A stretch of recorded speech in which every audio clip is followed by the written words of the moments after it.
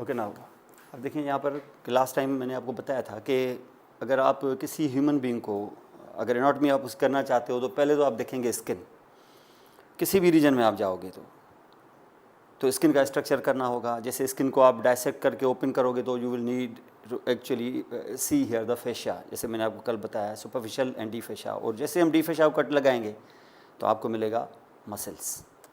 ये deeper structure है और डीपली फिर मसल्स के अंदर फिर बोन्स होते हैं। मोस्टली आपको पता है कि जो स्केलेटल मसल्स हैं they take origin from the bones. Overall जो मसल्स हैं जिसमें ज़्यादा आपको स्केलेटल मसल पे ज़्यादा ध्यान देना है, क्योंकि ये ओवरऑल आपके बॉडी में ज़्यादा जो मास है वो है स्केलेटल मसल्स का, और नंबर ऑफ मसल्स भी ज़्यादा हैं। और वो एलोबोरेट करते हैं हम लोग उनकी origin, insertion, location, everything, actions. Cardiac muscle और स्मूथ मसल्स को तो हम हिस्टोलॉजी में भी देख लेते हैं, उनको ओवरऑल करना पड़ता है और उनके फंक्शंस उन रीजन्स में जाके देखने पड़ते हैं। जैसे यहाँ पर हम देखें skeletal muscle, smooth muscle and cardiac muscle, ये 3 टाइप्स है मसल्स के। ये कल मैंने आपको थोड़ा सा बताया भी दिया था। अगर इसको आप यहाँ पे देखेंगे तो दे लुक लाइक दिस। उसमें से ये मसल है स्केलेटल, इसके जो फाइबर्स होते हैं। अब देखें एक चीज़ आप यहाँ पे देख लो कि अगर बात हो ना स्केलेटल मसल की, तो अगर आप एक मसल को बाहर निकाल के यहाँ ले आए ना, अगर जैसे कोई भी मसल ले आए जैसे बाइसेप्स, तो बाइसेप्स मसल आपको it will look like this. इसकी 2 एंड्स होंगी, ये उसकी ये होगी बेली। अब एक एंड ये है, एक एंड ये है। One end is attach to the one bone, it will cross minimum एक जॉइंट को तो क्रॉस करना लाजमी है, and then it will be attach here to the another bone. तो 2 बोन्स के बीच में एक जॉइंट होगा। अगर मसल और एलोंगेट कर जाए और लॉन्ग हो अगर कोई भी मसल, तो दूसरा जॉइंट भी क्रॉस कर सकता है, तीसरा भी क्रॉस कर सकता है, चौथा भी कर सकता है, 5-5 जॉइंट भी क्रॉस कर लेते हैं मसल्स। और मसल्स जितने जॉइंट्स क्रॉस करेंगे उन सबको मूव करेंगे, लाजमी करेंगे, क्योंकि जॉइंट क्रॉस हुआ है। अगर आपका एक मसल जो है वो अगर अटैच है ह्यूमरस पर, उसकी ओरिजिन है, अगर इसकी इंसर्शन है रेडियस या अल्ना पे और ये शॉर्टन होगा तो सिर्फ एल्बो जॉइंट को क्रॉस किया है तो मूव भी एल्बो जॉइंट को ही करेगा। लेकिन अगर ये मसल इत्तेफाक से आपके स्केपुला पे अटैच होता या क्लेविकल पे अटैच होता तो शोल्डर जॉइंट को भी क्रॉस करता, उसके साथ एल्बो को भी क्रॉस करता। अब अगर ये कॉन्ट्रैक्ट करता तो ये एल्बो को भी मूव कर सकता है और शोल्डर को भी मूव कर सकता है। तो जॉइंट, जिन जिन जॉइंट्स को ये क्रॉस करेंगे मसल्स, उनको मूव करेंगे, उनका काम ही यही है।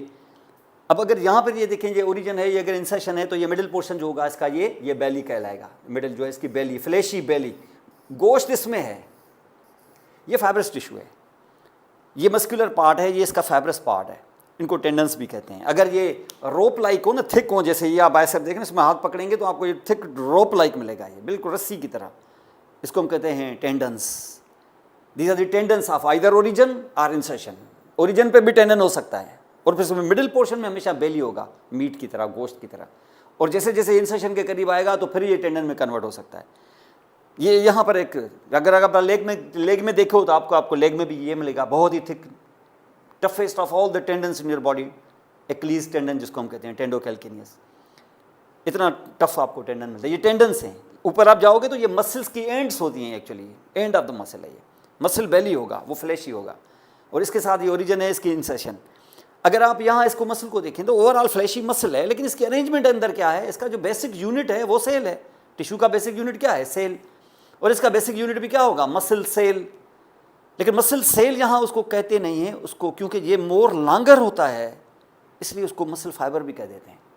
वरना अगर मसल फाइबर ना कहना चाहें तो मसल सेल भी कह सकते हो। जैसे नर्व सेल कहते हैं, आप कह सकते हो नर्वस टिश्यू का जो बेसिक फंक्शनल यूनिट है वो नर्व सेल है। लेकिन नर्व सेल कहना चाहो नर्व सेल को, न कहना चाहो तो उसको न्यूरॉन कह दो, तो उसका नाम न्यूरॉन है।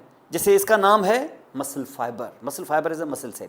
लेकिन वो मसल फाइबर क्या है, क्या ये बाइसेप्स का मसल है, क्या इसमें मसल फाइबर ऐसे भरे हुए हैं? ऐसे नहीं। अगर मैं यहाँ इसको कट लगाऊं और उसका ट्रांसफर सेक्शन आपको दिखाऊं, यानी ये मसल आप यहाँ पर अगर इसका ट्रांसफर सेक्शन देखेंगे ना ऐसे, तो इसके अंदर आपको बेशुमार मसल फाइबर्स नजर आएंगे, इसमें कोई शक नहीं है, मिलियंस ऑफ देम। लेकिन ये मसल फाइबर ऐसे स्केटर्ड नहीं होते, जैसे ये मसल फाइबर्स यहाँ पर अंदर मल्टीपल पैकेट्स में होते हैं। यानी यहाँ अगर मैं आपको दिखाऊं तो यहाँ आपको ये दिखा सकता हूँ कि बाबा यहाँ पर एक 10-20 हज़ार का एक पैकेट बना होगा, ऐसा एक और, इसी तरीके से। ये पैकेट्स जो होते हैं इनको हम कहते हैं फेसिकुलस।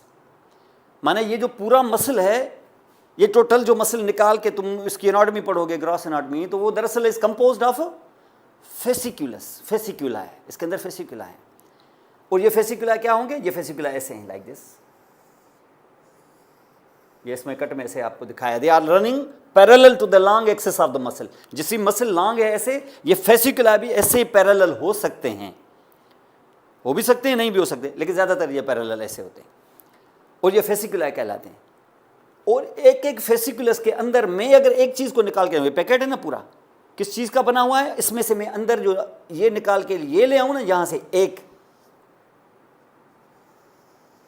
ये इस फेसिकुलस में ये एक यहाँ दिखाया है, ऐसे हज़ारों इसमें थे, 10, 15, 20 हज़ार थे ऐसे, उसमें से मैं एक मैंने निकाला है बाहर, ये सेल है। इसका मकसद ये है कि मैं अगर इसमें आपको दिखाऊं कि बाइसेप्स के अंदर 2 लाख सेल्स हैं, तो 2 लाख सेल ऐसे नहीं भरे हुए, 2 लाख सेल में ऐसे होगा कि 20,000 का एक पैकेट होगा, 20,000 का दूसरा पैकेट होगा, ऐसे 20,000 का, फिर 10 का, फिर 15 का, फिर 20 का, इस तरीके से पैकेट्स होंगे। इनको फेसिकुला कहते हैं। और इन पैकेटों के अंदर मैं देखूंगा तो उसमें मसल फाइबर यानी मसल सेल होगा ऐसा। और जैसे ही मैं ये मसल सेल लेके आऊंगा ना बाहर, तो ये कोई अकेला थोड़ी पड़ा हुआ था, 2 लाख पड़े थे इसके अंदर। तो ये एक सेल है, और सेल होगा तो सेल में क्या होगा? उसकी मेम्ब्रेन होगी, अंदर उसका साइटोप्लाज्म होगा, उसके ऑर्गेनेल्स होंगे, सब कुछ होगा। लेकिन क्योंकि ये अकेला नहीं पड़ा हुआ है, अपने और 2 लाख फेलोज के साथ पड़ा हुआ है, तो इसको इसके अराउंड एक कनेक्टिव टिश्यू की एक शीथ भी चढ़ी हुई होगी सेल मेम्ब्रेन के अलावा।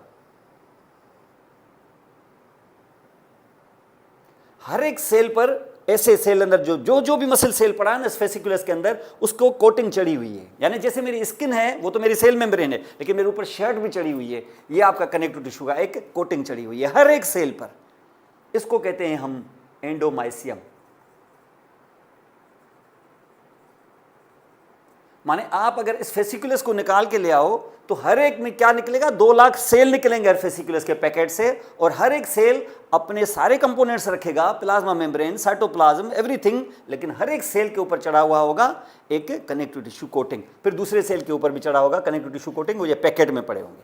ये पैकेट है, यानी हर सेल को इंडिविजुअल भी है, कोटिंग है इसकी कनेक्टिव टिश्यू। जब मैं 2 लाख सेल अंदर डाल दूंगा मसल सेल, तो फिर सिर्फ ये नहीं है कि इनके ऊपर सिर्फ कनेक्टिव टिश्यू कोटिंग है। जब 2 लाख सेल अंदर डालूंगा तो उनका मैं पैकेट बनाऊंगा एक, उसको भी एक कनेक्टिव टिश्यू शीट दूंगा, ताकि एक बंडल पूरा कंप्लीट हो मेरा। तो इसमें क्या होगा? इसके अंदर मैं जब ये सारी चीज़ें अंदर डाल दूंगा तो इसके ऊपर भी क्या करूंगा? एक और शीट डालूंगा, ये कोटिंग इसकी किसके अराउंड? फेसिकुलस के अराउंड। फेसिकुलस को भी कोटिंग है, तो इस फेसिकुलस को भी कोटिंग होगी इसको।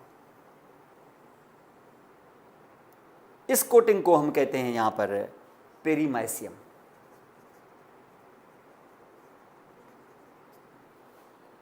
ऐसे कोटिंग्स के साथ आप ये पूरा सारे फेसिकुला को इन कोटिंग के साथ भरोगे आप। ये कनेक्टिव टिश्यू है ताकि सारे फेसिकुला आपस में पैक हो जाएं, और जब ये सारे फेसिकुला आपस में पैक हो जाएं तो फिर इन सब फेसिकुला को एक कोटिंग और दे दोगे आखिर में। ये वाली जो कोटिंग अराउंड, ये जो मैंने इस तरीके से यहाँ पर घुमाई, आप ये कोटिंग आप उसके अंदर दे देंगे। तो दिस कोटिंग एक्चुअली इसका जो लास्ट कोटिंग आप यहाँ पे देंगे, इस लास्ट कोटिंग को जो ऊपर आपने इस तरीके से चढ़ाई है, इसको यहाँ पे हम कहते हैं एपीमाइसियम।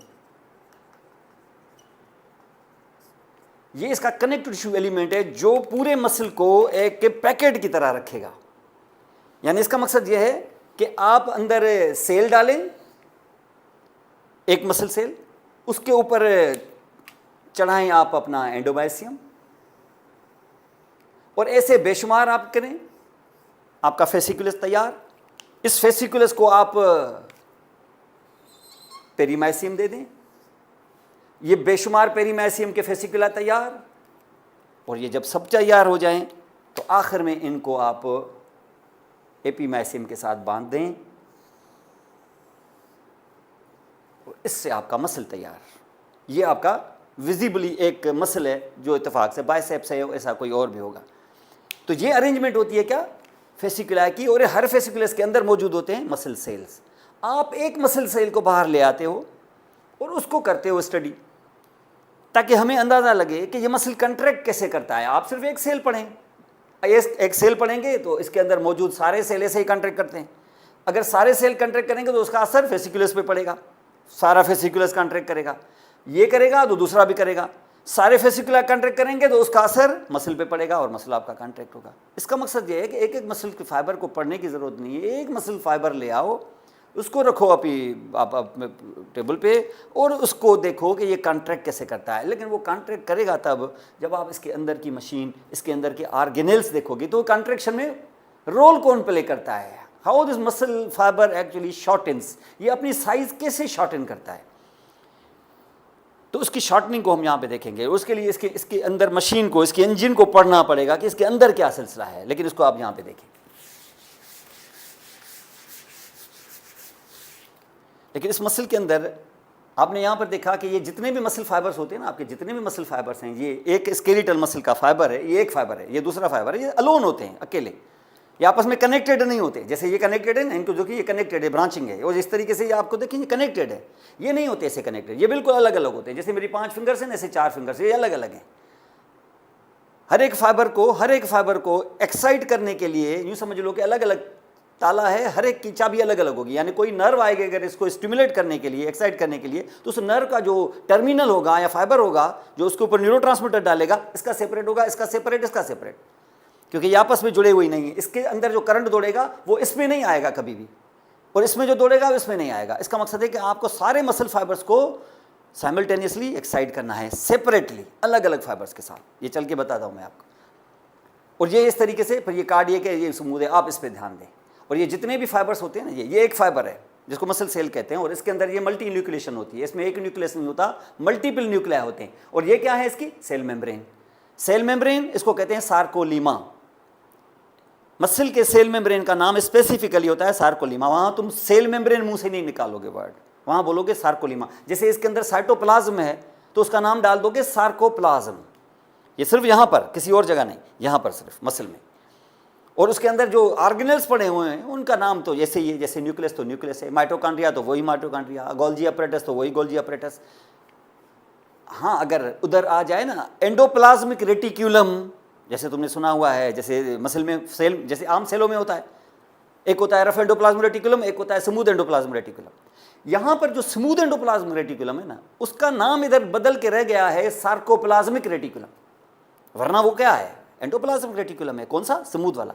और स्मूथ एंडोप्लाज्मिक रेटिकुलम में याद करें कि उसका एक काम होता है लिपिड की फॉर्मेशन, फैट फॉर्म करता है, और दूसरी एक बहुत इंपॉर्टेंट उसके अंदर प्रॉपर्टी होती है कि वो अपने अंदर कैल्शियम आयंस को डिपॉजिट करता है और ज़रूरत पड़ने पर रिलीज़ करता है, ज़रूरत पड़े तो, वरना अंदर समा के रखता है। जैसे आपका फ्रिज है, आप अपने खाने को, हर चीज़ को वहाँ पर अंदर रखते हैं, जब ज़रूरत पड़ती है तो फ्रिज खोल के निकाल देते हैं वहाँ पर। तो यहाँ कैल्शियम डिपॉजिटेड होता है, जब ज़रूरत पड़ेगी, अब ज़रूरत कब पड़ेगी वो दिखाएंगा आपको, तो जब ज़रूरत पड़ेगी तो वो एकदम से कैल्शियम को रिलीज़ कर देगा। किसमें? सार्कोप्लाज्म में। यानी फ्रिज से कोई सामान निकला, आपके घर में डिस्ट्रीब्यूट हो जाएगा क्योंकि मेहमान आ गए हैं। तो जहाँ पर भी सार्कोप्लाज्मिक रेटिकुलम आपको दिखाते हैं, वो कैल्शियम को डिपॉजिट करके अंदर रख के बैठा हुआ होता है, और जब ज़रूरत पड़ती है तो वो अंदर से रिलीज़ कर देता है इनटू द सार्कोप्लाज्म। और सार्कोप्लाज्म में जो दूसरे ऑर्गेनेल्स होते हैं, ये कैल्शियम उनको जाके लगता है, और लगता है तो फिर आपको बताते हैं कि उसके लगने की वजह से मसल की शॉर्टनिंग कैसे होती है। तो मसल की शॉर्टनिंग या मसल की कंट्रैक्शन में बड़ा रोल प्ले करेगा कैल्शियम आयंस, जब वो रिलीज होगा। ये नहीं कि जब बैठा रहेगा अंदर चुप करके। ये अंदर आपके फ्रिज में अंदर कोई खाना बैठा होगा तो ये आप खा नहीं लिया है आपने, वो वहाँ से निकाल के आपको यूज़ करना होगा, तब जाके आपकी भूख जाएगी।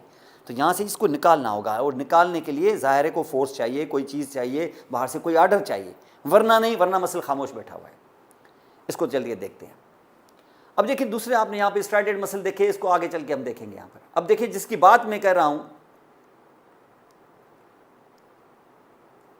मसल्स की, तो मैंने आपको बताया कल भी, और आप ये दिखा रहा हूँ यहाँ पर कि ये जो टेंडन है जिसमें आप पकड़ के ये देख सकते हो अपना टेंडन, इसको टेंडो कैल्केनियस कहते हैं। ये टेंडन है, क्यों? रस्सी की तरह थिक है, ऐसे नेरो है। तो ओरिजिन और इंसर्शन हमेशा फाइब्रस होती है, और अगर ये नेरो हो तो उसको टेंडन कहते हैं। ये टेंडन ऑफ ओरिजिन है, ये टेंडन ऑफ इंसर्शन है, और बीच में इसकी मिडिल बेली है, वही गोश्त इसमें है। जो मसल को कंट्रैक्ट करने वाले एलिमेंट्स होते हैं, ऑर्गेनेल्स होते हैं, वो इस बीच वाले हिस्से में होते हैं, तभी तो वो गोश्त जैसा लगता है। ये फाइब्रस टिश्यू है, इसमें नहीं होते वो। जैसे मेरा बाजू है, वो दरवाज़ा है, मेरा हाथ जो दरवाजे तक नहीं पहुंचता, मैं दरवाज़ा खोलना चाहता हूं तो उधर रस्सी बांध दूंगा इस तरीके से, मेरा हाथ दरवाजे तक तो नहीं पहुंचा, जहां तक मेरा हाथ है वो फ्लैश ही है, और आगे से वो जो रस्सी है वो टेंडन है। फोर्स उस रस्सी पे होगा, लेकिन होगा मेरी वजह से। तो ये फोर्स इस वजह से होगा, लेकिन वो अप्लाई होगा यहां पर, और ये किस पे, वो क्योंकि बोन पे लगा हुआ है, तो बोन को क्या करेगा, जो डायरेक्शन है वो करेगा। अब ये डायरेक्शन है ऐसे ऐसे इस तरीके से कंट्रैक्ट करेगा तो ऐसे कर देगा। इसका मकसद है कि ये मसल काम करता है एक ही, वो होता है फ्लेक्शन। ऐसा ही मसल अगर मैं पीछे लगा दूं तो उसका काम है ये, तो इसका मकसद है कि वो करेगा एक्सटेंशन। मैकेनिज्म सेम होगा, ये भी कंट्रैक्ट वो भी कंट्रैक्ट, क्योंकि ये आगे लगा हुआ है तो कंट्रैक्शन का असर होगा ये पीछे लगा हुआ है तो कंट्रैक्शन का असर होगा ये। कंट्रैक्शन दोनों की एक जैसी है, क्योंकि डायरेक्शन अलग अलग है, इसलिए फंक्शन अलग अलग है। तो नेचर ने फिर एक्सटेंशन के लिए अलग मसल रखा है, फ्लेक्शन के लिए अलग रखा है। जब फ्लेक्शन करोगे तो इसको कॉन्ट्रैक्ट करोगे, और सिर्फ कॉन्ट्रैक्ट इसको नहीं करोगे, इसको स्विच ऑफ भी करोगे, क्योंकि अगर दोनों कॉन्ट्रैक्ट करना शुरू करेंगे तो एक मर्जी होगी कि मैं फ्लेक्स करूं एल्बो को, ये करेगा नहीं मैं एक्सटेंड करूं एल्बो को, ये भी एनर्जी यूज करेगा, ये भी एनर्जी यूज करेगा, दोनों की एनर्जी एक दूसरे को नेगेट कर देगी, कैंसिल कर देगी, डबल एनर्जी आप यूज करेंगे, काम कुछ नहीं होगा। तभी कहते हैं कि हमेशा जब तुम फ्लेक्स करो तो तुम्हारा ब्रेन फ्लेक्सर्स को टोन देगा और इसकी फ्लेक्शन कराएगा, और साथ में यही ब्रेन एक और यहाँ पर सिग्नल भेजेगा, इसको स्विच ऑफ कर देगा, ताकि एक्सटेंसर उस वक्त काम न करे और आप आराम से फ्लेक्स करें, ये आपकी मुखालफत न करे।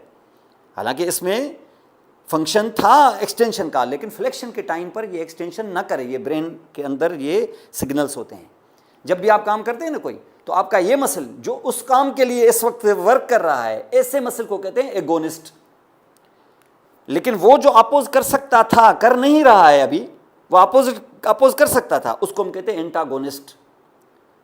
लेकिन जब आप करते हो ना एक्सटेंशन, तो एक्सटेंशन में ये हो जाएगा एक्सटेंशन के लिए एगोनिस्ट, क्योंकि एक्सटेंशन इसका काम है, और इसको अपोज करना चाह रहा था कौन, ये आपका फ्लेक्सर। लेकिन ब्रेन ऐसा करने नहीं देगा, ब्रेन जो काम करेंगे उसी मसल को टोन देगा, उस मसल को ऑर्डर देगा, और दूसरे के कनेक्शंस ऑफ कर देगा, ताकि आप एक ही काम पर फोकस कर सको, और दूसरा आपको अपोज न करे। ये ब्रेन के अंदर ही रखा हुआ होता है। जब हम फ्लेक्शन करते हैं ना, तो फ्लेक्शन में आपका फ्लेक्सर इस वक्त काम कर रहा है, कंट्रैक्ट करेगा, और एक्सटेंसर को इतला की जाएगी कि तुम स्विच ऑफ हो जाओ, इस वक्त एक्सटेंड न करो। ये सारा ब्रेन के अंदर प्रोग्राम रखा हुआ होता है। और इसमें आपने जानकर मैंने बताया ये सारी चीज़ें, ये आपका टेंडन है, ये आपका मसल की बेली है, ये भी टेंडन है। लेकिन कभी कभी ऐसा होता है कि मसल आ गया, मसल का फाइबरस टिश्यू टेंडन की जगह पर, क्योंकि जगह बहुत ज़्यादा घेरनी है जगह, तो फिर ये टेंडन नहीं बनता, ऐसे शीट बन जाता है। वैसे यहाँ आया था, टेंडन बना। एब्डोमेन में क्योंकि जगह बहुत ज़्यादा है, ओरिजिन इसने ली, और जब इंसर्शन का टाइम आया ऐसे ऐसे ऐसे ऐसे हो जाएगा। इस किस्म के फाइब्रस टिश्यू को जो शीट लाइक हो जाए, इस किस्म के फाइब्रस अटैचमेंट को एपोन्यूरोसिस कहते हैं, एपोन्यूरोसिस। और वो टेंडन, ये भी फाइब्रस वो भी फाइब्रस, ये भी अटैचमेंट की जगह पर वो भी अटैचमेंट की जगह पर, लेकिन उसकी जो पोजीशन है, उसकी जो कंपोजिशन वो डिफरेंट है। वो थिक है, ये थिन है, वो नैरो है, ये ब्रॉडर है। फंक्शन में फोर्स उधर ज़्यादा होगा, इसमें इतना नहीं होगा, इसमें ज़्यादातर प्रोटेक्टिव होगा, ज़्यादातर कवरिंग होगी इसकी, ताकि ये एब्डोमेन को कवर कर सके, ताकि विसरा को थोड़ा सा कवर कर सके। यहाँ हमने कौन सा फोर्स इस्तेमाल करना है, कोई ख़ास नहीं, वहाँ फोर्स इस्तेमाल करना है, ग्रेविटी के अगेंस्ट उठना है, तो वहाँ नेचर ने सारा फोर्स एक जगह पर जमा किया है। तो टेंडन्स में हमेशा फोर्स बहुत ज़्यादा होती है, एपोन्यूरोसिस में फोर्स इतनी नहीं होती। और यहाँ पर अगर आप देखो, उसके बाद आप देखें कि जनरली आपने यहाँ पर देखा कि मसल्स जो हैं, स्केलेटल मसल्स, ज़्यादातर स्केलेटल मसल्स आपके बोन्स पर अटैच होते हैं, तभी तो उनका नाम होता है स्केलेटल। लेकिन कोई ऐसा ज़रूरी नहीं है, कुछ स्केलेटल मसल्स ऐसे होते हैं जो बोन्स पर अटैच नहीं होते। उनका एक बहुत बड़ा एग्जांपल है आपके फेस के मसल्स। अब देखो, आपका फेस का ये एक बोन है मैक्सिला, एक और बोन है यहाँ पर, कुछ और इधर और है, इधर और है यहाँ पे। अगर मैं एक बोन पे मसल को अटैच कराऊँ, जैसे फ्रंटल बोन पे मसल को अटैच करा के यहाँ से ला के मैं मैक्सिला पे अटैच कराऊँ यहाँ, ठीक है, और स्केलेटल मसल है, मैक्सिला और फ्रंटल बोन के बीच में कोई ना कोई जॉइंट होगा। अगर ये मसल करे कंट्रैक्ट, जैसे करते हैं सारे, तो इधर का जॉइंट जो है between frontal bone and maxilla move होना चाहिए कि नहीं होना चाहिए? क्या होता है? फेस के बीच में जो बोन होते हैं, कभी ये मूव होते हैं क्या? जब नहीं होते तो नेचर ने मसल क्यों दिए हैं आपको यहाँ पर? क्योंकि ये मसल बोन्स पे अटैच नहीं होते। आप स्किन पे कट लगाओगे, जैसे खोलोगे, आपको पता है ना मसल्स कहाँ अटैच होते हैं, मसल्स यूजुअली कहाँ मौजूद होते हैं, स्किन सुपरफिशियल फेशा के नीचे, डी फेशा के भी नीचे। लेकिन यहाँ फेस में डी फेशा, कल मैंने आपको बताई थी कि डी फेशा फेस में होती नहीं। कट लगाओगे, स्किन को हटाओगे, स्किन को हटाओगे तुम्हें सुपरफिशियल फेशा मिलेगी, सुपरफिशियल फेशा के बाद फिर डी फेशा है ही नहीं, तो सुपरफिशियल फेशा में डूबे हुए होते हैं मसल्स। यानी इसका मकसद है कि these muscles are present within superficial fascia, और सुपरफिशियल फेशा में अगर मसल्स होंगे तो ओवरलाइन क्या होगा, स्किन। तो ये मसल किस पे अटैच होंगे, स्किन के अंडर सरफेस पर। स्किन का अंडर सरफेस क्या होता है, एपिडर्मिस के डर्मिस, डर्मिस। तो ये मसल किस पे अटैच होते हैं, डर्मिस पे अटैच होते हैं। जब मैं इन मसल को मैं कॉन्ट्रैक्ट कराऊंगा तो असर किस पे होगा, बोन पे कि स्किन पे, स्किन पे। तो मूव किसको करेंगे, डर्मिस को, और डर्मिस को मूव करेंगे तो एपिडर्मिस के ऊपर रिंकल्स आएंगे कि नहीं, वरना आपके मसल्स के साथ जहां स्किन पे रिंकल्स नहीं आते, क्योंकि ये बोन को मूव करते हैं, जॉइंट को मूव करते हैं। अब यहां पे आप देखें, ये देखें, आप मेरा फोरहेड देखें, अब मैं इन मसल्स को करूंगा कॉन्ट्रैक्ट, बोन मूव नहीं करेगा, स्किन मूव करेगी, और यहां लकीरें आ जाएंगी, आगे लकीरें। ये किस वजह से हुआ है, क्योंकि मसल नीचे से कॉन्ट्रैक्ट किया है, स्केलेटल मसल है, तभी तो मेरी मर्जी से हुआ है। आप इस तरीके से करेंगे तो ये देखें स्किन में रिंकल्स आ गई, क्योंकि ये अंडरनीथ किस पे अटैच थे, स्किन पे अटैच थे। तो कुछ स्केलेटल मसल से जहां बोन को मूव करने की हमें जरूरत नहीं है, क्योंकि फेस के बोन्स मूव नहीं होते। क्रेनियोफेशियल स्केलेटन के बीच में ज्वाइंट्स होते हैं, लेकिन ज्वाइंट इमूवेबल ज्वाइंट्स होते हैं, फाइब्रस ज्वाइंट्स। जी मैं अब ज्वाइंट्स में आपको बताऊंगा, इनको हम कहते हैं सुचर्स। ऐसे ज्वाइंट्स यहाँ पर आप देखें, यहाँ पर ये क्या होगा, ये बीच में ये ज्वाइंट है, ये मूव नहीं करेगा। अब जब मूव नहीं करेगा तो इतने स्केलेटल मसल्स क्यों दिए हैं नेचर ने, ये दिए हैं यहाँ पर किसी और काम के लिए, ताकि ये स्किन को मूव करें। हमने इस तरीके से किया, ये देखिए स्किन को मूव किया, और स्किन को इससे मूव करने की वजह से ये मेरी अपर आईलिड जो है ये देखिए ऊपर हो गई, ऊपर हो गई इसलिए ताकि आंखें मेरी खुली खुली रह जाएं। क्यों, क्योंकि ये इमरजेंसी का टाइम है, वो मुझे किसी को गौर से देखना है। जैसे लाइट अंदर डार्क में जाते हैं, ज़्यादा लाइट की ज़रूरत होती है, तो आप इस तरीके से आंखें ऐसे खोल देते हैं यहाँ पर। तो ये इन कामों के लिए हैं, आगे चल के आपको बताया जाएंगे। लेकिन आप समझ लें कि हमेशा मसल्स स्केलेटल भले हों, क्योंकि ज़रूरी नहीं है कि वो बोन पर अटैच हो, कुछ जगहों पर ऐसा नहीं होगा। और ये जो आप यहाँ पे देख रहे हैं ऐसा यहाँ नहीं है। कुछ ऐसे होंगे, एक और बहुत ज़बरदस्त एग्जांपल है मसल्स का। एक मसल स्केलेटल मैंने आपको वो बताया जो किस में डूबे हुए, सुपरफिशियल फेशा में, और अंडरनीथ किस पे अटैच हैं, स्किन पर। कुछ ऐसे स्केलेटल मसल्स होंगे जिनकी ओरिजिन तो चलो बोन से होगी, चलो इतनी रियायत दे देते हैं उसको। आगे से उनकी इंसर्शन कहां होनी चाहिए, बोन पर ही, सेम बोन पर कि दूसरे बोन पर, भाई दूसरे बोन पर, ताकि कम से कम एक जॉइंट तो क्रॉस करे। ऐसा हो सकता है क्या कोई स्केलेटल मसल में मैं इसे इधर रेडियस पर ओरिजिन देके रेडियस पर ही इंसर्ट कर दूं, ऐसा हो सकता है? कभी नहीं हो सकता ऐसा। सेम बोन पे कैसे होगा, अगर मैं कॉन्ट्रैक्ट करूंगा तो सेम बोन थोड़ी मूव होगा।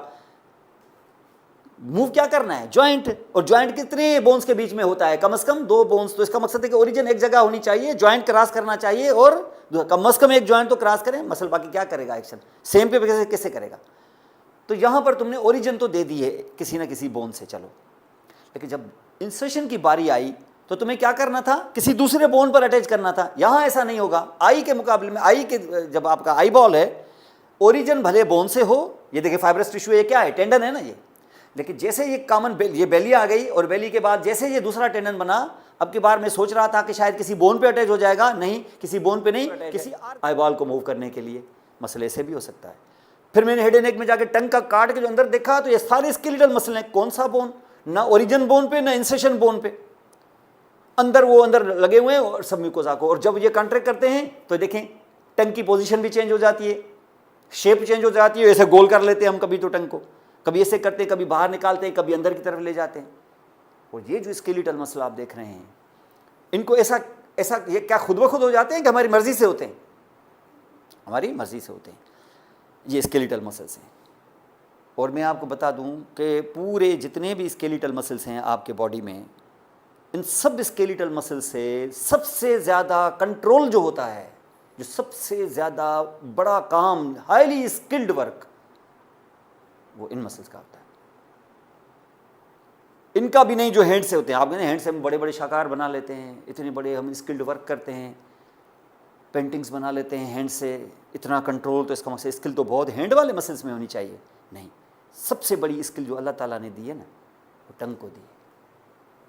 Motor activity by the skeletal muscles of the tongue. कौन सी ऐसी हाईली स्किल, वो अल्लाह ताला खुद उसको सबसे बड़ी गिफ्ट जो कह रहा है, अल्लाह ताला खुद फरमा रहे हैं उसके बारे में कि सबसे बड़ी जो गिफ्ट मैंने ह्यूमन बीइंग को दी है वो ये है, वो टंग के बगैर और कहीं से नहीं है। थोड़ी बहुत लिप से भी होती है लेकिन टंग से ज़्यादा।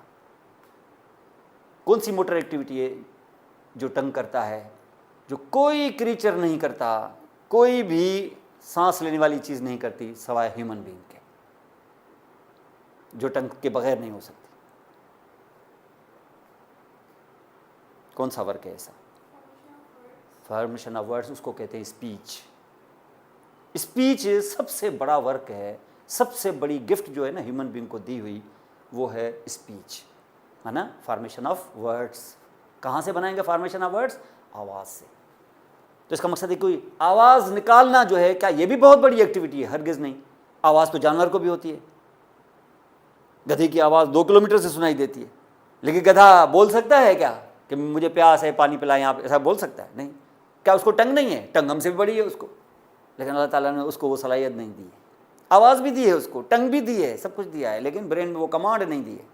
हमारा काम, टंग 2 काम करता है। एक वही जो जानवर करते हैं, खाना खाया, उसको रोल किया, रोल करके पीछे उसने सॉलो करवाया, प्रोपेल करके वो खाने को पीछे धकेला और सॉलो हो गया। ये काम सभी करते हैं, हम भी करते हैं। एक ये है जनरल वर्क, लेकिन दूसरा वर्क है to move the tongue so that the voice that you are actually forming, to convert this voice into words. और वर्ड्स जो हैं वो फिर लेटर्स, लेटर्स को मिलाओ तो वर्ड्स, वर्ड्स को मिलाओ तो सेंटेंस, सेंटेंसेस को मिलाओ तो पूरी स्पीच। कौन सी स्पीच? वो स्पीच जो तुम्हारे ब्रेन में पहले से इंस्टॉल्ड होगी, लर्न किया होगा, तो ही वो लैंग्वेज बोल पाओगे। वरना आवाज़ तो है आपके पास, टंग भी है, सलाहियत भी है, लेकिन वो लैंग्वेज तब तक नहीं बोलेंगे जब तक वो इंस्टॉल ना हो। खुदा न खासा वो इंस्टॉल कैसे होगी? बच्चा तो पैदा होता है, इंस्टॉलेशन कहाँ होती है उसकी? वो सुनता है, माँ से सुनता है, एनवायरनमेंट से सुनता है, वो लैंग्वेज उसके मुंह पे आ जाती है आहिस्ता आहिस्ता। तो वो कहाँ से? कान से वो जो सुनेगा वो इंस्टॉल होती जाएगी। खुदा न खासा बाय बर्थ अगर कोई बच्चा डेफ है, लाजमन वो डम भी होगा। जो बच्चे बहरे होते हैं वो गूंगे भी होते हैं। क्या उनमें टंग नहीं होती? सब कुछ होता है। क्या ब्रेन में सलाहियत नहीं? वो भी है, लेकिन मसला यह है कि कंप्यूटर में वो प्रोग्राम इंस्टॉल ही नहीं करोगे तो कंप्यूटर कमांड मानेगा ही नहीं। वो कहाँ से जाना था उसको? कान से जाना था। वो कान उसके एक्चुअली वो डेफ है, वो डेफ होने की वजह वो डम भी होगा, कोई भी लैंग्वेज नहीं बोल पाएगा। मदर टंग का तो सवाल ही नहीं है, कोई और भी नहीं, जब तक उसकी हियरिंग पावर उसका वापस ना आ जाए। स्केलेटल मसल इतने बड़े इंपॉर्टेंट मसल्स होते हैं यहाँ पर। तो आपका इस तरीके से स्केलेटल मसल्स, और लास्ट टाइम मैंने आपको बताया था कुछ मसल्स ओरिजिन ले लिया ना उन्होंने, जैसे लिम्ब में मसल्स हैं, ऐसे नहीं कि लिम्ब में भी ऐसे स्टीरियोटाइप है कि ओरिजिन ली बोन से 2 इंसर्शन ली बोन पे। ऐसे चंद मसल्स और भी आपको दिखाए जाएंगे कि ये मसल्स ओरिजिन तो लेंगे बोन से, लेकिन जब इंसर्शन की बारी आएगी तो क्योंकि इतने सुपरफिशियल होते हैं कि बोन तक पहुंच ही नहीं पाते, और जब बोन में नहीं पहुंच पाते तो इंसर्शन तो लेनी है, कहीं ना कहीं से तो पकड़ना है उनको। तो ये ऐसे हैंग नहीं कर रहे होते, वो जो उनके ऊपर चढ़ी हुई होती है ना डी फेशा की स्ट्रांग कोटिंग, मसल्स के ऊपर क्या चढ़ा हुआ होगा? डी फेशा। तो वो जो डी फेशा की कोटिंग चढ़ी हुई होगी उनके ऊपर, तो वो डी फेशा की कोटिंग पर वो उन्हीं पे इंसर्ट हो जाते हैं। Means muscle take origin from the bone but they get inserted into the deep fascia. ये देखें, ये इतना बड़ा मसल है, ओरिजिन तो उसने बोन से ले लिए है, लेकिन जब इंसर्शन की बारी आई है तो यहाँ पर क्योंकि उसको बोन नहीं मिला, थोड़ा सा मिल जाएगा, लेकिन 90% उस मसल को यहाँ हम इस फेशा में अटैच कर देंगे। कौन सा फेशा? जो मसल के फौरन ऊपर होता है, माना डी फेशा। और ये डी फेशा का ये बेल्ट जो होगा इस साइड पर, वो ज़ाहिर है टफ होगा क्योंकि मसल सारा उसी के अंदर इंसर्ट हो गया है, वरना मसल डी फेशाओं में इंसर्ट नहीं होते, इसमें हो गया है इत्तेफाक से। तो ऐसे कुछ मसल्स भी आप यहाँ पे देखेंगे। तो muscles can actually be inserted into the deep fascias also. जब आप लोअर लिम्ब में जाओगे, अपर लिम्ब में जाओगे, अपर में तो खैर इस किस्म का एग्जाम्पल कम मिलता है, लेकिन यहाँ मिलेगा, अपर लिम्ब में भी मिलेगा। अपर लिम्ब में एक बोन है, एक मसल है, यहाँ से अगर आप देखेंगे एक मसल है, ओरिजिन इसकी बोन से है, लेकिन जैसे जैसे नीचे आएगा तो क्योंकि सुपरफिशियल बहुत होता है, इसलिए यहाँ पर इसको कहीं डी फेशा मिल गई ना, उसमें इंसर्ट हो जाएगा। किसके डी फेशा में? पाम के डी फेशा में, उसमें इंसर्ट हो जाएगा, बोन पे नहीं होगा। उस पर इंसर्ट हो जाएगा। आप देखें यहाँ से ये इस तरीके से आप देखें, ये आप थोड़ा सा फ्लेक्स करके अपनी थंब और लिटिल फिंगर को ऐसे मिलाओगे ना, तो ये देखिए जो मसल उठ के खड़ा हुआ है ना, ये टेंडन, ये इतना सुपरफिशियल होता है कि ये डी फेशा में अटैच हो जाता है। लेकिन इंसर्शन इसकी ओरिजिन बोन से होती है, इंसर्शन डी फेशा में। जैसे यहाँ ये देखा आपने, ओरिजिन बोन से, इंसर्शन डी फेशा में। तो ऐसा भी हो सकता है, they can insert into the deep fascia also. बिल्कुल, अभी मैंने आपको कल मेरा आपने अगर वीडियो देखा हो तो उसमें आपने देखा होगा कि origin can be insertion, insertion can be origin, क्योंकि ओरिजिन और इंसर्शन इंटरचेंजेबल वर्ड्स होते हैं। आप सिर्फ ये कह सकते हो कि प्रॉक्सिमल अटैचमेंट, डिस्टल अटैचमेंट, आपकी तरफ से ये अटैचमेंट है, फिर देखेंगे उसका फंक्शन क्या है, फिर ओरिजिन और इंसर्शन वर्ड इस्तेमाल हो सकता है। इसकी एक मैं मिसाल देता हूँ आपको। अब देखें मेरी बॉडी है, ये मेरा ट्रंक है, ये मेरा लोअर लिम्ब है, ये ऐसे है, ठीक है। अब एक मसल है जिसकी ओरिजिन है ट्रंक पे, वर्टिब्रल कॉलम पे। ये मसल वहां से स्टार्ट हुआ, यानी वर्टिब्रल कॉलम से नीचे आया, एक जॉइंट क्रॉस किया, कौन सा, हिप जॉइंट, ये आके लग गया हिप के यानी आपके बोन पर, यानी कौन सा, थाई का बोन, माना फीमर। माने इसका मकसद ये है कि ये ऐसे गया और थाई पे लग गया। अब मुझे आप बताएं, अगर मैं करूं इसको कॉन्ट्रैक्ट, तो इसका इन दोनों ऑर्गन्स पे क्या इफेक्ट होगा? चलो इसको छोड़ो, लेग पे क्या इफेक्ट, थाई पे क्या इफेक्ट होगा? अपवर्ड लिफ्ट करेगा, क्योंकि ये कॉन्ट्रैक्ट जो करना है तो खींचेगा ना ऊपर, तो ये करेगा। इसको कहते हैं फ्लेक्शन। समझ गए? इसको क्या कहते हैं? फ्लेक्शन। माना ऐसे क्या होगा ना, जाहिर है वैसे ही है जैसे आपने flexion of thigh on your trunk at the hip joint. किस मसल की वजह से? इस मसल की वजह से। इसमें मैंने किस पार्ट को मूव किया, ट्रंक को कि थाई को? थाई को। तो थाई को माने किस चीज को इसने मूव किया? बोन को। किसको? फीमर को। तो जिस जगह लगा था, किस पे? फीमर पे, इस लगने को, इस अटैचमेंट को आप इंसर्शन कहोगे, और अपोजिट वाले को ओरिजिन कहोगे। क्यों? क्योंकि उसको आपने मूव नहीं किया था। Means the end of the muscle that has having a maximum movement will be called as the insertion and the other will be called as the origin. जैसे आपने कहा कि ये वर्ड चेंज हो सकता है, हो सकता है। अब की बार इसी मसल से तुम कोई अपनी मर्जी से कोई और काम लेना चाहते हो। अभी क्या किया था? लेग को ऊपर उठाया था ऐसे, ट्रंक को किया था फिक्स, थाई को उठाया आगे इस तरीके से ऊपर। अब की बार तुम्हारा एक्शन कुछ मुख्तलिफ है। मुख्तलिफ यह है कि तुम थाई को मूव करना ही नहीं चाहते, मसल ये कॉन्ट्रैक्ट करना चाहता है। अब की बार थाई को तुमने फिक्स रखा है, उसको तो तुम मूव ही नहीं करना चाहते, मसल कॉन्ट्रैक्ट कर रहा है, कुछ तो करेगा। अब थाई को ऊपर उठाएगा कि ट्रंक को आगे गिराएगा? तो मैं ऐसे करूंगा, लाइक दिस। ये जो अब रुकू में गए ना इस वक्त, इसी सेम मसल से गए। मूव कौन हुआ है? फीमर के वर्टिब्रल कॉलम। समझ गए? तो वर्टिब्रल कॉलम को मूव किया आपने। इसका मकसद ये हो गया कि वर्टिब्रल कॉलम पर जो अटैचमेंट थी, मूवमेंट उधर हुई है। अब ये है इंसर्शन, ये है ओरिजिन। पहले था ये इंसर्शन, ये ओरिजिन, क्योंकि ये फिक्स था, ये मूवेबल था। अब ये मूवेबल है, ये फिक्स्ड है, मसल सेम है, ओरिजिन इंसर्शन तुमने लफ्ज चेंज कर दिए। तो हमेशा इंसर्शन उस एरिया को, उस एंड को कहते हैं जहां पर मैक्सिमम मूवमेंट होती है, और मसल जो है वो दोनों साइड पे मूव कर सकता है, प्रोवाइडेड कि एक साइड को तुम फिक्स रखो तो दूसरा साइड मूव करेगा। दोनों को नहीं करेंगे मूव। ऐसे नहीं होगा कि तुम रुकू में भी जाओ, टांग भी ऊपर उठाओ, ऐसे नहीं होगा, ऐसे नहीं होगा। नेचर दो जगहों पे काम नहीं कराएगी। फोकस करेंगे आप एक जगह पे, वो एक जगह पे तब फोकस करेंगे जब दूसरी जगह को फिक्स रखेंगे। इसके और भी बहुत सारे एग्जांपल हैं, लेकिन आप समझ लें कि इस तरीके से यहाँ पर ये मौजूद होता है, तभी ये वर्ड जो है ना इस तरीके से चेंज होते हैं। फेसिकुलस मैंने आपको बताया था, ये देखें, अब दोबारा आपको देख लें इस डायग्राम में जैसे पहले बताया। अब ये एक मसल है, इसके ऊपर क्या चढ़ा हुआ होगा? इसके ऊपर चढ़ा हुआ होगा एपिमाइसियम, कवरिंग होगी इसकी, कोटिंग, कनेक्टिव टिश्यू की कोटिंग, एपिमाइसियम। एपिमाइसियम को कट लगाओगे तो अंदर क्या होंगे? पैकेट्स। एक एक को क्या बोलोगे? फेसिकुलस। और हर एक फेसिकुलस पे क्या चढ़ी होगी? ये कोटिंग, पेरीमाइसियम। उसके बाद हर फेसिकुलस के अंदर देखोगे तो अब एक एक करके क्या निकलेगा? Muscle cell. मसल सेल जिसका नाम तुम डालोगे मसल फाइबर। क्या ये मसल सेल सार्कोलीमा होगी? नहीं, इसके ऊपर भी चढ़ा होगा एंडोमाइसियम।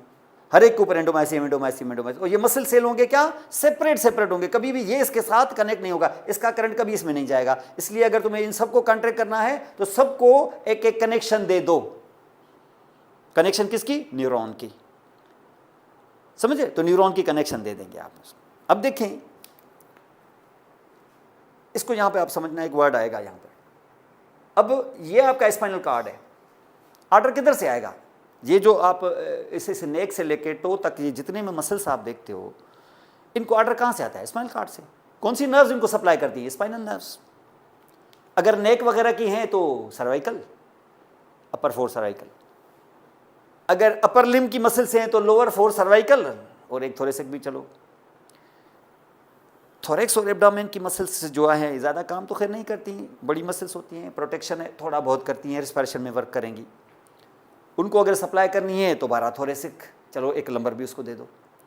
लोअर लिम्ब को सप्लाई करनी है तो बकाया लंबर और 3 सेक्रल भी, ये आपका पूरा बॉडी है। लेकिन अगर हेड एंड नेक को सप्लाई करना है तो उधर नहीं जाएंगी स्पाइनल, वो कहेंगे यहाँ हम नहीं जाती, जाएंगी लेकिन इस पीछे तक, ये आगे नहीं। फेस का हिस्सा हरगिज़ नहीं। आप कहेंगे सर उधर नर्व्स नहीं होती हैं, नर्व्स होती हैं लेकिन वहाँ पर स्पाइनल नर्व्स नहीं होती, वहाँ पर वो नर्व्स होती हैं जो डायरेक्ट ब्रेन से आती हैं, उनको हम कहते हैं क्रेनियल नर्व्स।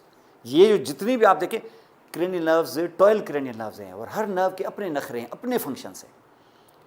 हर क्रेनियल नर्व्स के अपने अपने फंक्शंस होंगे और ये क्रेनियल नर्व्स इतने रीजन को सप्लाई करती हैं। रीजन कितना, मैं अगर जैसे आपको ये फेस है आपका पूरा, ये हेड है, आप अपने हेड पर अगर कोई किताब रखें ना ऐसे, जो पॉइंट इस किताब के सरफेस को पहले टच करे वो हाईएस्ट पॉइंट होगी, उस हाईएस्ट पॉइंट को कहते हैं वर्टेक्स।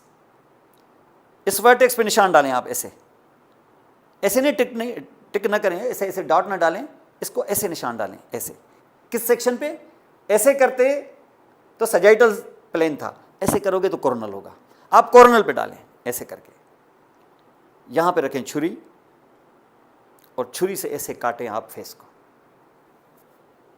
ये 2 हिस्सों में तकसीम हो जाएगा। और जब आप इस तरीके से काटें तो कोशिश ये होनी चाहिए आपकी कि ये जो कान वाली एरियाज है ना, इससे ये गुजर जाए, यानी कान जो है ये पीछे की तरफ आ जाए। इसका मकसद है मैं जब 2 हाफ में इनको तकसीम करूंगा ऐसे, तो कान मेरे पीछे वाले हाफ को मिले, तो आगे जो हाफ गिरेगा वो बड़ा होगा कि छोटा होगा?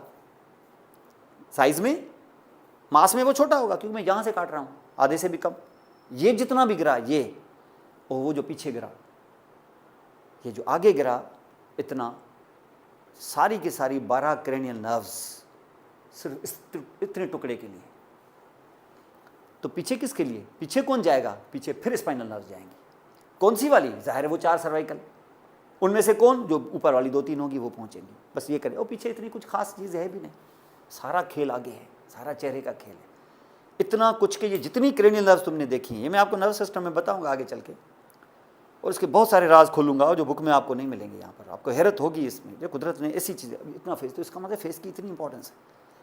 और इसमें आप आधा करें इसका भी तो इतना टुकड़ा, 12 क्रेनियल नर्व्स इस पे और 12 उस पे, क्योंकि हमारे पास 24 क्रेनियल नर्व्स है, हम सिर्फ 12 पढ़ते हैं। अपर लिम्ब आपके पास 2 हैं, पढ़ेंगे आप एक ही, क्योंकि दूसरे अल्लाह का शुक्र माने कि एनाटॉमी में चीज़ें सिमेट्रिकल बहुत है।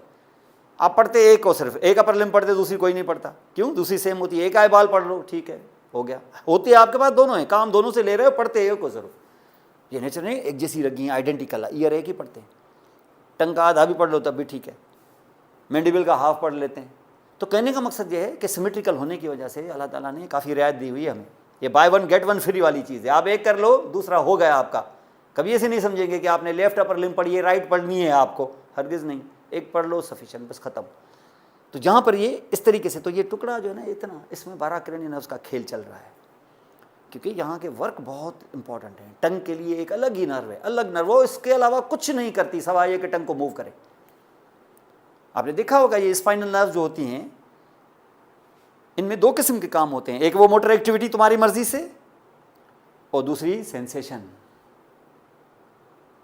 माना हर नर्व सेंसरी मोटर कंबाइंड होनी चाहिए ना, वो सब ऐसे ही होती हैं। क्रेनियल नर्व ऐसे नहीं होती। कुछ क्रेनियल नर्व ऐसी होती हैं जो हरगिज सेंसरी नहीं होती, उनमें सिर्फ और सिर्फ मोटर फाइबर्स होते हैं। यानी नखरे देखे ना आप उनके, वरना ऐसा नहीं होता। ये आपकी 31 स्पाइनल नर्व्स हैं, सारी सेंसरी मोटर, दोनों फंक्शन। यानी गाड़ी में लड़कियां लड़के भाई दोनों बैठ जाओ, यहाँ ऐसा नहीं है। कुछ गाड़ियाँ कहेंगी कि नहीं हम सिर्फ बॉयज़ को बिठाती हैं, कुछ गाड़ियाँ ऐसी होंगी जो कहेंगी नहीं ये सिर्फ गर्ल्स के लिए हैं। हाँ, चंद गाड़ियाँ ऐसी हैं जिनमें दोनों बैठ सकते हैं। इसका मकसद है कि यहाँ की नर्व्स के 3 ग्रुप्स होते हैं, वो जो प्योरली मोटर, वो जो प्योरली सेंसरी, जिसमें कोई मोटर फाइबर नहीं चढ़ेगा, वो प्योरली मोटर है जिनमें एक भी सेंसरी फाइबर नहीं बैठेगा। ऐसे नखरे होते हैं इन नर्व्स के। ये क्रेनियल नर्व्स एक एक अलग अलग इसलिए पढ़नी पड़ती है। यहां हमने क्या किया, या 31 नर्व्स हैं, ये 31 इधर से 31 इधर से, हम सिर्फ एक पढ़ते हैं बस। टिपिकल एक स्पाइनल नर्व पढ़ लो as if you have studied all, क्योंकि सारी एक जैसी। और यहां ऐसा नहीं है, इतने छोटे से टुकड़े को इतना कुछ कि सिर्फ मैं एक मिसाल आपको देता हूँ। सिर्फ अभी आपको एक मैंने दिखाया ना, ऑर्बिट के अंदर वो आर्गन जिसका नाम आई बॉल है, और आई बॉल को मूव करने वाली 5-6 छोटी सी पतली सी मसल्स है कि नहीं, 3-4 ऊपर से, जैसे ऐसे ऐसे आई बॉल को दिखाने वाली 6-7 मसल्स है बस। 6-7 मसल्स गिनने में आती हैं, 6-7 छोटी छोटी। 12 क्रेनियल नर्व्स में 3 क्रेनियल नर्व्स नेचर ने इस आई बॉल के इन 7 मसल्स को दी हुई हैं। इतनी छोटी सी मसल्स, उन 7 मसल्स को 3 क्रेनियल नर्व्स, 12 में से 3, 25% बजट इनको दी है सिर्फ आई बॉल को। आप अंदाजा लगाएं आई बॉल की मूवमेंट कितनी इंपॉर्टेंट होती होगी। आप कहते अभी तो बोल रहे थे टंग की इंपॉर्टेंट है, बिल्कुल अल्लाह ताला टंग को मान रहे हैं। अल्लाह ताला टंग के लिए बोला है कि सबसे बड़ी स्पीच मैंने दी, सबसे बड़ी जो वर्क दिया है, जो जो जो ब्लेसिंग दी है वो स्पीच है, वर्च्यू जो है इंसान का। तो उसके लिए तो अलग नर्व होगी ही। तो एक नर्व टंग के लिए है, 4 तो इधर ही निकल गई आपकी। और जो प्योरली सेंसरी नर्व्स होती हैं, प्योरली सेंसरी नर्व्स जिनको आप कहते हो, वो इनमें क्या सुरखाब के पर लगे हुए हैं कि बस वो सिर्फ सेंसरी काम करेंगी, मोटर काम नहीं करेंगी। ये क्रेनियल के लिए बता रहा हूँ। वो इसलिए क्रेनियल नर्व्स प्योरली सेंसरी वो होती हैं जो उन सेंसेस को सप्लाई करती हैं जिनको तुम स्पेशल सेंसेस कहते हो। अब जो नर्व जो सेंस ही स्पेशल हो, तो वो सेंस लेने वाली नर्व भी तो स्पेशल ही होगी ना, तो उसका नखरा बर्दाश्त करना पड़ेगा, उसके ऊपर कोई मोटर लोड डालना नहीं पड़ेगा। तो इसका मकसद ये है कि यहाँ पर नोज से जाती हुई स्मेल वाली नर्व प्योरली सेंसरी होगी, आँख से जाने वाली visual nerve, optic nerve purely sensory होगी, कान से जाने वाली कॉक्लियर नर्व और उसके साथ जाने वाली दूसरा उसका पार्ट वेस्टिबुलर, वो भी प्योरली सेंसरी होगी। तो 3 नर्व्स प्योरली सेंसरी होती हैं, 4 नर्व्स प्योरली मोटर होती हैं। हाँ, बाकी नर्व्स जो होती हैं यकीनन वो मिक्स्ड होती हैं, ऐसे ही मिक्स्ड होती हैं जैसे तुम्हारी स्पाइनल नर्व मिक्स होती हैं। तो ये यहाँ पर हम देखेंगे कि नर्व इस तरीके से यहाँ पे बनती है। और यहाँ आपको बताया मैंने कि अगर नर्व की बात करते हो तो ये स्पाइनल कार्ड है, ये आपका एक न्यूरॉन पड़ा हुआ है, हज़ारों लाख होंगे, ये इसका एक्सॉन बाहर निकला। अब जैसे एक्सॉन बाहर निकलेगा तो इस एक्सॉन का, ये जो एक्सॉन बाहर निकला है, इसका जब एंड आएगा तो एंड पर ये ब्रांच्ड हो जाएगा ऐसे। इनको कहते हैं एक्सॉन टर्मिनल्स। हर एक्सॉन टर्मिनल ऐसे होगा, ये देखिए, ये नहीं ऐसे, उसकी थोड़ी सी क्लबिंग होगी ऐसे गोल गोल, ये एक्सॉन टर्मिनल है। हर एक्सॉन टर्मिनल कम से कम बल्कि एक मसल फाइबर को सप्लाई करेगा।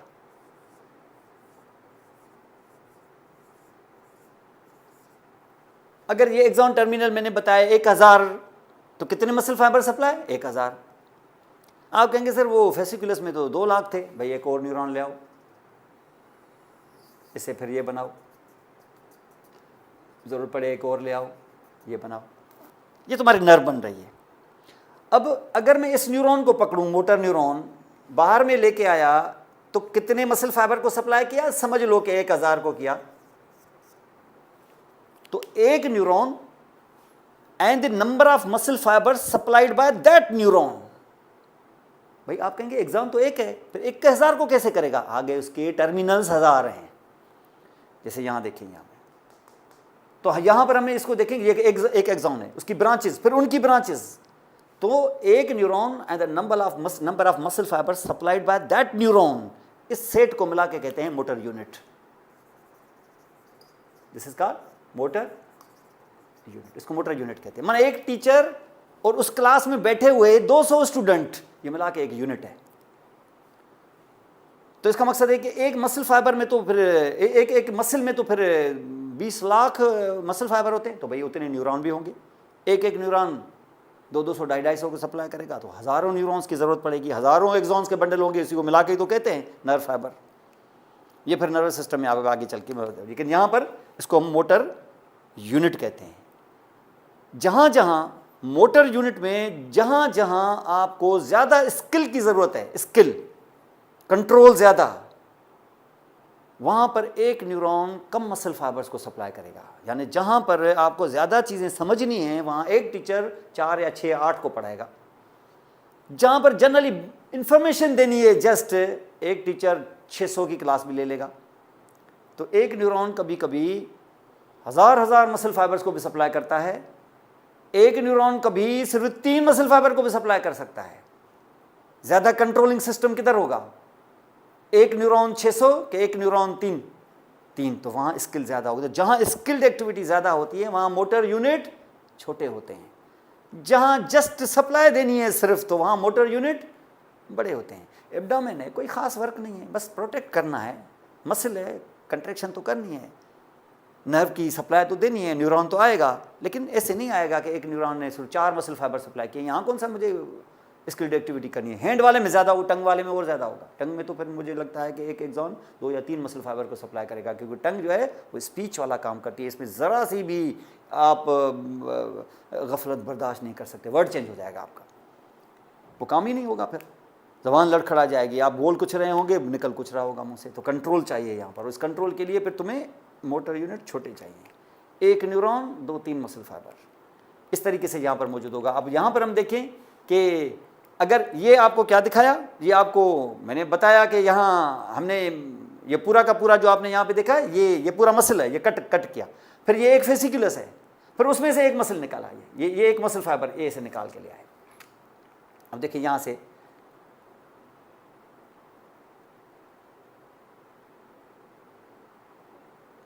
अब ये जो फेसिकुला हम देख रहे हैं, फेसिकुला ऐसे भी हो सकते हैं कि आपका ये मसल है, इसमें फेसिकुला ऐसे भी हो सकते हैं पैरेलल।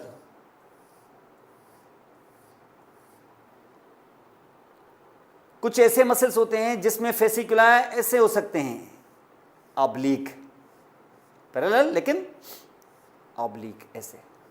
यानी हर फेसिकुलस इस बोन से आएगा, वो इस तरीके से ऑब्लिक होके इस टेंडन में अटैच होके ये हमारा टेंडन बन जाएगा।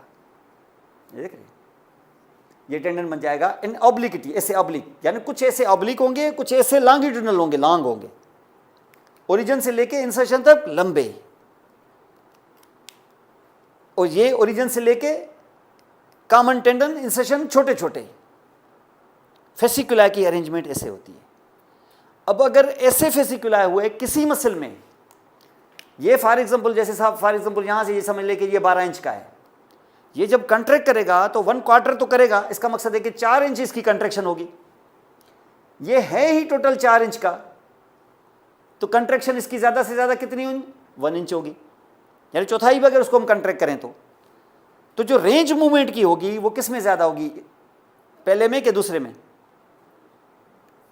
ठीक है ना, क्योंकि ये कम से कम 4 इंच मूव करेगा। इसका मकसद है कि जहां मूवमेंट लंबी चाहिए, लॉन्ग रेंज मूवमेंट चाहिए, वहां पर इस किस्म के पैरेलल फाइबर्स होते हैं, और जहां पर आपको शॉर्ट मूवमेंट्स चाहिए वहां पर आपको इस किस्म के मूवमेंट्स मिलती हैं। जब ये होते हैं ना छोटे फाइबर्स, यहां पर रेंज होती है कम, फोर्स होता है ज़्यादा। यानी रेंज कम, फोर्स बहुत ज़्यादा होता है।